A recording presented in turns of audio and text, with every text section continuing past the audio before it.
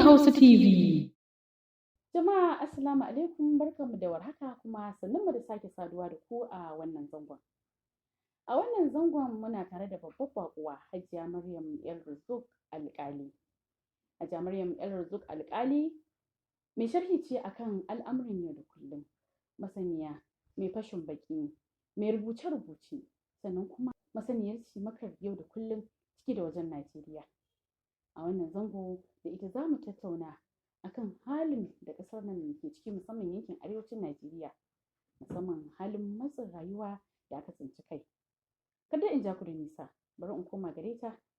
Hajiya Maryam El Rizuk Alƙali, muna miki barka da zuwa tashar mu ta Cloud Hausa TV. Masha Allah, na gode da wannan invitation da kai mun. Na gode. Insha Allah kuma za mu yi ƙoƙari mu wayewa da mutane kai da kuma fahimtar da su yadda ya kamata akan yadda za su taimaki kansu a cikin wannan yanayi da muka tsinci kanmu na wahalar rayuwa. To ababe da dama sun auku a wato Najeriya. Mu gangaro yankin arewacin Najeriya inda za mu tattauna a kai. Kama daga tun lokacin da gwamnatin Najeriya ta cire tallafin man fetur da kuma sauran tsare-tsaren da ta yi, musamman na wato sauye-sauyen da ta yi na batun kuɗin haraji. Mutane da dama suna fuskantar matsaloli da yawa a wannan ƙasa, musamman kamar yadda na gaya miki a nan arewacin Najeriya.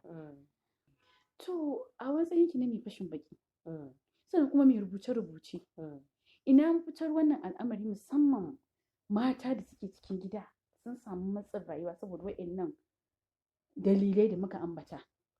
Ina mafitar yadda al'amura su ci gaba da zama ba tare da an samu matsala ba. To, a koyaushe dai dama can a matsayinmu na mata, mu mata 'yan gata ne. Na'am. So yanzu in kika lura, yawancin mata an tashi da wannan tunanin namu na cewa za mu zauna a kawo mana. Za ki ga mace duk abin da take da talent in yin shi, za ki ga tana ƙoƙarin yin shi.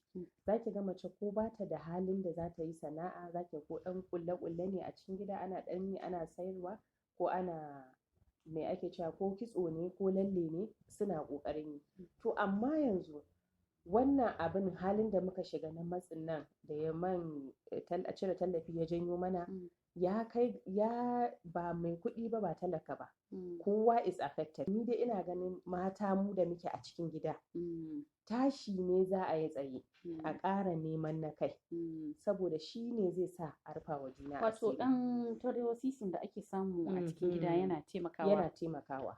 To tafe idan muka zo wannan gaba, sai mu zo ga batun manyan gobe, waɗanda a zahiri masu sharhi a al'amuran yau da kullum kamar ku, kuna yawan maganar cewa matasan arewacin Najeriya su ne ciwon kan arewacin Najeriya. Su ne, exactly. To wani mataki ya kamata waɗannan matasa su taka, ko kuma gudunmawar da ya kamata su bayar a irin wannan hali da ake ciki? To tsakani da Allah kin zo wurin da nake so ki zo, saboda matasa ba za su ji daɗin abin da zan faɗa yanzu ba, amma dole gaskiya in ta zo a faɗe ta. Matasan nan su ne manyan gobe, ko haka ake faɗa. To amma kamar yadda na faɗa miki ɗazu, matasa 85% of them yanzu suna kan social media. Kin ga ko? Suna kan social media in the sense that ba wai suna wani abu ne da suke taɓukawa kansu ba. An zama 'yan mu biya rima mu sha kiɗi. Wasu akwai ɗaki ga wa'ansu suna social media ne kasuwarsu suke sayarwa. Wasu kuma za ki gansu suna ɗan ƙoƙarin janyo hankalin mutane kan musulunci, irin ana ɗan yaɗa da'awa, ana abubuwa da sauransu. Wasu kuma masu wannan ne ya ake cewa barkwanci. To idan ka je comment section na 'yan barkwanci, to anan za ka ga matasan arewa, a nan za ku ga matasan arewa sun baje kolin su. Wani za ki ji comment ɗin da yake yi ma kawai za ka gane cewa ɗan gidan dadi ne ko kuma ɗan gidan kawu ne, saboda wani yana zaune za ki ji kawai the way they are commenting, kawai he's in a good position, yana zaune yana jin daɗi ne, so kawai komai everything is going okay for him. Wanda ya kamata a ce matasan nan suna can suna taimakawa iyayensu wurin sana'ansu, saboda su ma su koya su tashi da sana'an nan, saboda a rufa wa juna asiri. Ya kamata a ce babban kana da ɗaɗin shekara 17 zai je makaranta ya dawo ya taho wurin aiki tare da kai. A'a, yaro yana can maybe yana bin abokanai, daga haka ma zaki ga wani har ya ɗauka halin banza ya je yana to ai sau da yawa masu kallon mu da sauraron mu na san za ku iya zama shaida. So da yawa wasu iyayen ba su fiye son ƴaƴan nasu su gaji irin sana'ar da suke. Haka ne, wanda zaki ga za a ce wai ni makaniki ya za a yi ɗana ma ya tashi ya zama makaniki. Amma ai sana'a ita ba a raina ta. Kuma abin da ɗa ya tashi ya ga ka ɗaura shi a kan shi zai yi. Ba wanda ya ce dan kai makaniki za ka shiga ƙarƙashin mota ka yi datti ba za ka dawo gida ka yi wanka kuma ka fita ka je hidiman ka ba. Kasuwa ce, kuma idan mu matsalar mu daman kin san arewa Najeriya muna da raina sana'a. Saboda me wani zai je zai ga wai niyya za a ce babba da ni ina sai da fiyo wata. Kin gane, kuma wannan fiye watan da za ka saida shi yau ka saida shi gobe ka saida shi jibi, abin da za ka tara ya fi na zaman banzan da kake a ɗaki baka da abin da za ka siya, ko ba haka ba. So amma mu muna da raina sana'a a arewa, kuma yaro in baka tashe shi kan sana'an da kake yi ba, abin da yaro ya tashi ga a gidan sana'ar da ake ita zai fi saurin koya akan wanda yake wani ya ga wani yana yi a waje. So in kina soya biredi, in kina soya kosai a bakin titi, kina ɗaura ɗiyarki a gefe kuna yi tare, me za ta fi koyan wannan, za ta saurin koyan wannan kosan fiye da wannan biredin da ake buga a gidan biredi, saboda ba abin yin su bane a gida. To amma mu a nan duk ba mu san wannan ba. Yara kawai su dai iyaye suna so, su suna can suna yi su nemo su kawo. Abin da ya bata yaran arewa da yawa kenan, saboda mu iyaye kawai muna kula da mun fi so mu nemo mu bawa ƴaƴanmu, ba ma son su sha wahala. To a matsayin ki na wato fashin bakin al'amuran yau da kullum, ya kike ganin ya dace iyayen su daidaita al'amuran domin kuma ya tafi daidai? To ai da ba za a yi abu guda ɗaya, abu biyu a lokaci ɗaya ba. Ya kamata a ce shi yaro in kana tayar da shi akan sana'a, akwai lokacin sana'a akwai lokacin zuwa makaranta, ko ba haka ba. Idan yaro ya tafi makaranta da safe, za ka ce mishi ya dawo karfe 2, to wane sana'a za a taho. Maybe baban shi in ya fita da safe tun karfe 7 yana shago, in ya taso daga makaranta ya wuce ya je ya taya mahaifin shi aiki, ko ba haka ba. Maybe baban shi yana shago yana auna shinkafa da su masara, to irin wannan yaron ya kamata a ce ya san nawa mudun shinkafa, saboda mai mahaifin shi abin da yake yi kenan. Ba wai yaro ya je ba ya tashi daga makaranta, unguwarsu na unguwar Rimi, yaro ki tsinto shi a unguwar Sunusi ya bi abokanai sun tafi yawo, bai zo ya taɓa kama mahaifiyar shi komai a gida ba. Ai dama rabawa za a yi. Yaro zai je in makaranta da safe, ka tafi boko, ranar da ba islamiyya kana shago, in ka dawo da boko da safe ka tafi islamiyya, in ka dawo daga islamiyya ka zo shago ka tsaya da mahaifinka, ko kuma ka zo ki taya mahaifiyanki abin da take yi a gida. In sana'an gidan ku lalle ne, da yarinya ta kai wayo, koya mata yadda kike sanya salatif, ke kina sa lalle tana sanya miki salatif, ko ba haka ba. Nan gaba zaki ga ke ma kanki zaki ce mata je ki sa ma waccan lalle, kuma za ta saka, kuma ana tafa zaki ga idan tana tafiya da zamani za ta zo ta fi ki ma iya sawa, saboda ke kina shekarun kina ja a baya, ke kina tsufa, ita kuma abubuwan da take ganowa na zamani za ta kawo miki har ta zo ma ta fi ki iyawa, a ce har ke zaki zama ke kin huta, wata rana za a zo a ce wance ce za ta yi wa mutane. Yanda a misali iyayen za su tarbiyyar da 'ya'yan nasu haka, su kuma 'ya'yan za su ɗora a bigiran tarbiyyar da iyayen nasu suka ɗora su a kai. Ya kike ganin yankin arewacin Najeriya zai kasance? Gaskiya abubuwa za su canza, abubuwa za su yi kyau, saboda yaro in ka ɗora shi kan sana'a tun yana ƙarami, yaron nan ka tayar da shi ka taimaki rayuwar shi, zai je makarantar ya zama injiniya, amma a gida baban shi makanike ne, baban shi kafinta ne, ka tayar da shi akan zai je aikin ofis ya dawo yana da workshop. Kin gane inda zai je. Yanzu ina da wani mutumi da yake min aikin rod iron, yaran shi ne suke taya shi aikin nan a wurin boko, suke zuwa su dawo su zo su ci gaba da yi, ko ba haka ba. To yanzu ka tayar da su akan cewa ko da sun yi karatu a gaba ba su samu aiki ba su faɗi ba, suna da sana'a. Amma ka ce wa yaro kawai su sun zama yan boko, yaro ya je boko ya dawo ya kwanta ya yi bacci, ko kuma yarinya mahaifiyarta na waje tana jefa kosai, ko tana saka alala, ko tana yin dan wake, yarinya na ɗaki a zaune sai an gama kawai ta kawo plate ta ɗiba. Ina tarbiyya. Wani abun takaici da yake wato taɓa musamman yaran nan, musamman lokacin da suka yi aure, shine amfani da waya. Kiga uwa tana aiki amma sai ga ƴata har ɗaya kafa tana danne tana chatting, sai ki ji dariya kawai. To yanzu ai mun zo zamanin da ake cewa baiwa za ta haifi uwar gijiyanta, even though mutane islamically akan ce ba haka ake nufi ba, but yanzu majority in zaki lura shine iyaye suna zaune, ƴaƴansu na hutawa, iyaye na aiki. Abin majority ko ina kika shiga haka ne. So amma a matsayin ki na mace, a matsayin ki na uwa, koyaushe zaki tayar da ɗiyarki ne ta san cewa ita ma a gaba za ta yi aure kuma za ta haihu.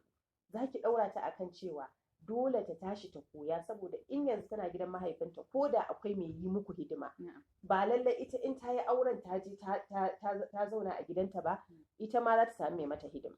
Ya kamata in ke a matsayin ki na mahaifiya kin yi abinci yayi daɗi, ya kamata in maɗiyarki ta yi inda aka ci shi a ce an san daga gidan wancan ta fito, ko ba haka ba.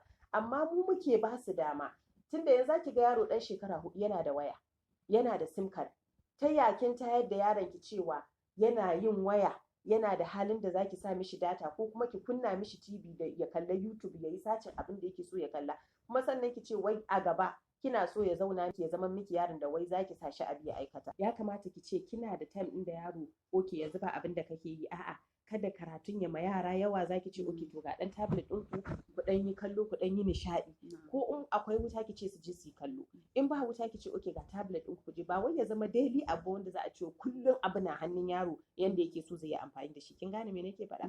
So ba zai yiwu ba a ce wai an haɗa wai tarbiyyan yaro da rayuwar westernized abubuwa. Kin gane? Saboda wannan westernization ɗin it does more harm than good akan yara. Ba wai in kika lura ki ga abubuwa da yawa mu da ba haka kakanninmu da iyaye suka tayar da mu ba, amma saboda mun ɗauka social media mun ɗaura akan, mun ɗauka westernization, mun ɗauka komai, yaran mu tarbiyyar da suke da shi ba za mu iya ba su irin wanda aka ba mu da ba. Yanzu game da bayanan da kika yi, an fahimci cewa dole ya zama wajibi a samu mafitar da za ta zama ita ce mafita ga manyan gobe, tunda su ne manyan gobe mu. Dole a gina su tun daga tushe. Kin yi magana akan ilimi, kin yi magana akan haɗa ilimi da kuma sana'a. Ina mafita? Wani hanyoyi za a bi domin a magance waɗannan matsaloli? To kin ga mafitar guda ɗaya ce. Kin ga yanzu dai duk wani yaro da kika je aji kika tambaye shi me kake so ka zama, zai ce miki lauya, zai ce miki doctor, zai ce miki all this abubuwan office za ki ji ana faɗa. Idan yaro ya ce he wants to be a carpenter a aji, dariya za su mishi, yara za su mishi dariya akan ya ɗauko wata sana'a wadda ba haka boko ya ɗaura su akan ta ba.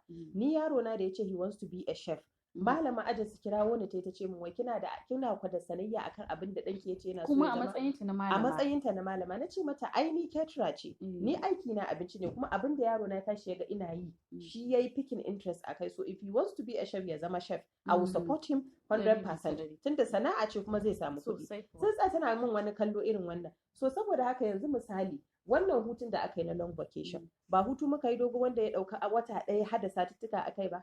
Instead of wannan iyayen da suke ɗaukan yaransu a ce wai za a kai su lesson, an yi hutu ba amma a ce wai ga extra lesson, wai a cikin hutu yaro zai je ya yi hutu makarantar boko, ka ƙara ɗauko shi zaka ɗaura mishi zafin wani karatun kuma. Why not ku kai su sana'a? Why not ku kai su koyan sana'a? Kina da yaro ɗan shekara 10, ki kai shi ya gane cewa wannan doktor da yake so ya zama ba shi kadai ne sana'a a duniya ba.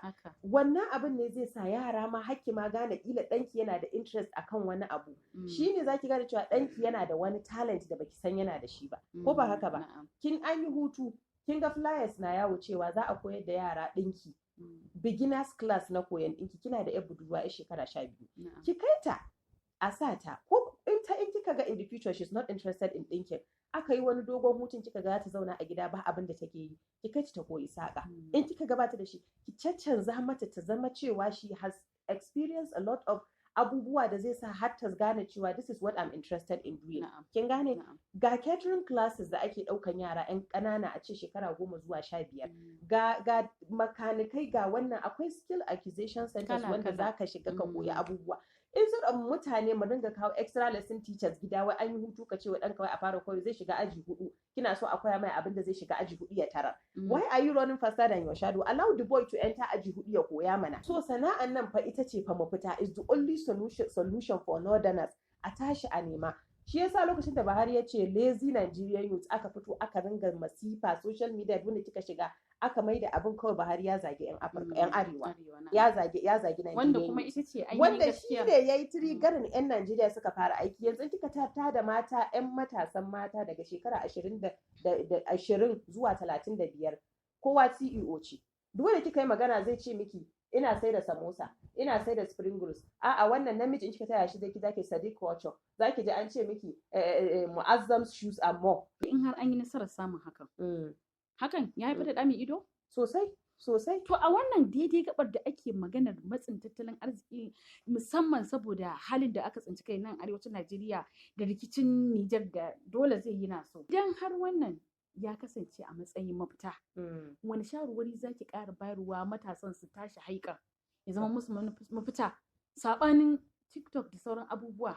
To gaskiya ni da ina son matasa su ƙara sanin cewa social media, wasting time da muke akan social media muna kallon videos, muna dariya, muna samun nishaɗi ba shine mafita ba. Kin gane? Wannan mafitar yadda na gaya miki, kin ga wannan sana'a ita ce mafita. Taimakawa iyayenmu shine mafita.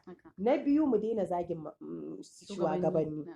Malamanmu zaki ji an ɗauko malami yayi wa'azi an yi cutting wani abu da ya faɗa sai ya zo daidai wani kalma da bai kamata ba sai a yi cutting sai a ɗaura sai a fara zagin malam. Kin ga ba ma a mishi adalci ba a mai adalci ba, kuma kun faɗan manzon Allah ne cewa a matsayin mu na musulmai sallallahu alaihi wasallam kada ka zagi shugaba, kada ka zagi na gaba da kai. Amma mu a Najeriya wannan abun ma da muke yi ma na zagin shugaban shi ma yana janyo mana taɓarɓarewan al'amuran da muke yi kuma mun kasa ganewa. Kin gane? Amin. Masu sauraro da kallon mu sun san cewa ki marubuciya ce mai fashin bakin al'amuran yau da kullum ce, sannan kuma kina da waje musamman na abinci da sauransu. Sana'a ki shi yasa kika yi mana bayanin cewa sana'a ita ce hanyar da za a bi kawai domin magance wannan matsin rayuwa da muke ciki.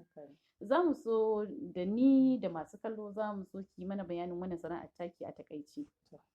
Ni caterer ce, ina koyar da kuma girki kamar yanzu 'yan mata haka da za su yi aure ko wa'anda dai amare ko dai irin dai kana da budurwa a gida da kike so ta dan koya girki haka, ina koyar da girki. Sannan kuma ina daukan contract na abinci irin biki, suna da irin dai event occasions, anything dai da kake da shi da zai kake bukatan abinci na kan yi. Sannan kuma ina kamar yanzu kin bude sabon wuri, kina da staff management, ina staff management.